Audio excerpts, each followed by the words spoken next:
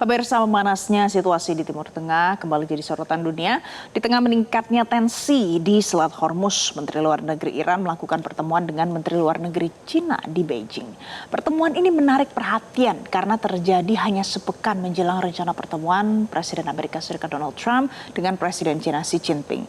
Di sisi lain, kontrol Iran atas Selat Hormuz saat ini mulai dipersoalkan oleh Amerika Serikat dan juga negara-negara sekutu, dan jalur strategis juga yang menjadi urat nadi distribusi minyak dunia kembali menjadi titik panas geopolitik global. Kita akan bahas pagi ini melalui sambungan Zoom. Sudah ada bersama kami Bapak Pitan Daslani, pakar geopolitik. Pak Pitan, selamat pagi.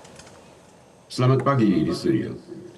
Pak Pitan, bagaimana penilaian Anda saat ini? Sudah ada Cina juga yang sudah bernegosiasi dan sempat mengatakan kalau sebenarnya serangan-serangan ini tidak legal, tidak punya legitimasi. Nanti setelah ada Cina, apa jadinya ke depannya, Pak? Sebentar, sebentar saya akan memberikan latar belakang tentang apa yang sesungguhnya terjadi di balik layar yang menyebabkan Menteri Luar Negeri Iran Abbas Araghchi pergi ketemu Menlu Wang Yi di Beijing. Begini, saya pertama berikan dulu perkembangan terakhir dalam 24 jam terakhir ini. Jadi setelah usul pertama yang 10 poin Iran dan 15 poin Amerika itu mentok, kemudian di tahap kedua itu Iran mengajukan 14 poin usul, Amerika mengajukan 9 poin usul, itu juga mentok.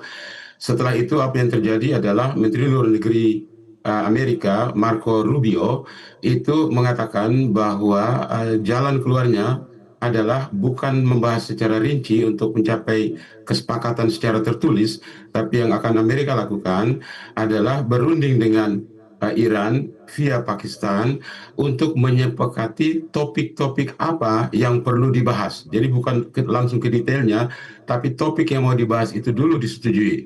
Nah, kemarin itu yang terjadi adalah Amerika menyodorkan draft Memorandum of Understanding (MOU) atau nota kesepahaman, satu lembar, satu halaman berisi 14 topik.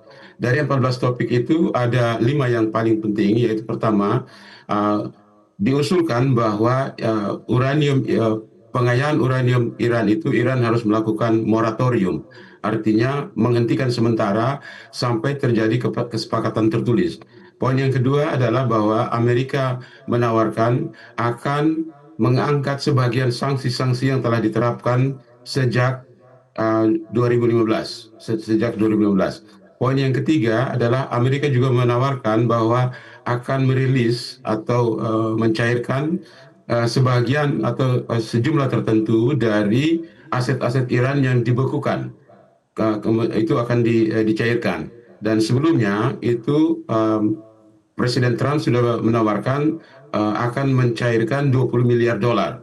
Nah, 20 miliar dolar itu tidak berada di Amerika karena aset Iran yang dibekukan di Amerika itu hanya 2 miliar dolar.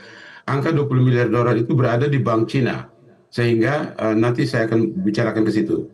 Nah, yang keempat adalah disepakati bahwa restriksi atau pembatasan terhadap Selat Hormuz itu akan diangkat. Artinya Amerika akan keluar dari Laut Oman dan Iran juga diminta keluar menghentikan blokade di Selat Hormuz.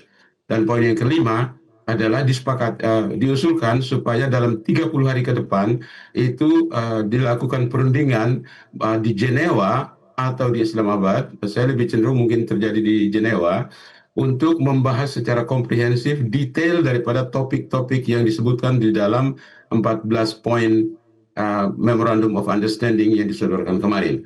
Nah, saat ini Perdana Menteri Pakistan Shehbaz Sharif yang sudah menerima draft MOU itu dan sudah meneruskannya ke pihak Iran, dan berita pagi ini adalah bahwa Amerika mengharapkan bahwa pada hari ini, hari Kamis, tanggal berapa ini? Tanggal 7 ya, itu diharapkan Iran membalas apakah dia setuju dengan draft MOU tersebut.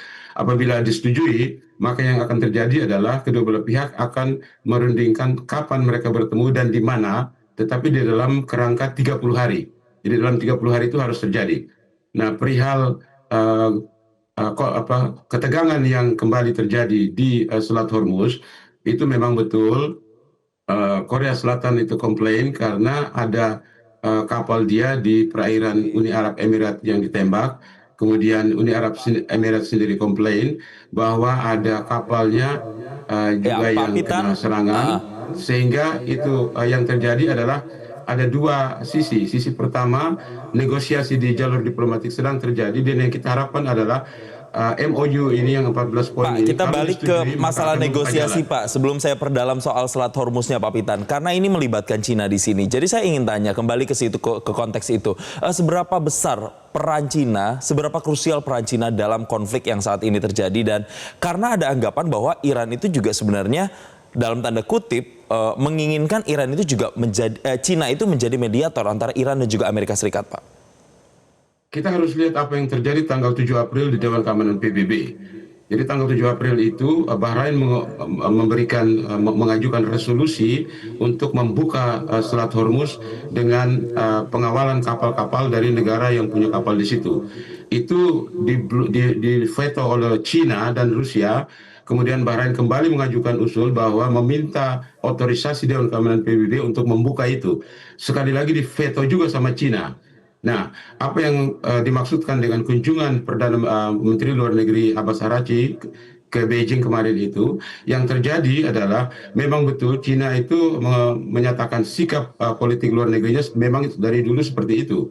Tetapi apa kepentingan Iran sehingga Menlu Abbas Araghchi harus ke sana? Jadi begini, yang terjadi adalah saat ini sedang bergulir resolusi babak baru yang digulirkan oleh Bahrain, Kuwait, Uni Arab Emirat, Qatar dan Oman untuk meminta supaya Selat Hormuz itu dibuka sehingga semua blokade itu diangkat.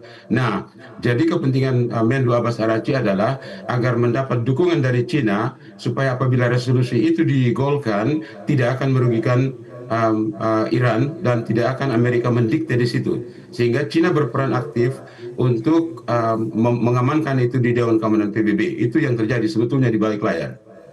Oke, baik, nanti kita akan update lagi pemirsa bagaimana dan analisanya seperti apa. Terima kasih Pak Pitan Daslani, pakar geopolitik, sudah bergabung bersama kami di Selamat Pagi Indonesia.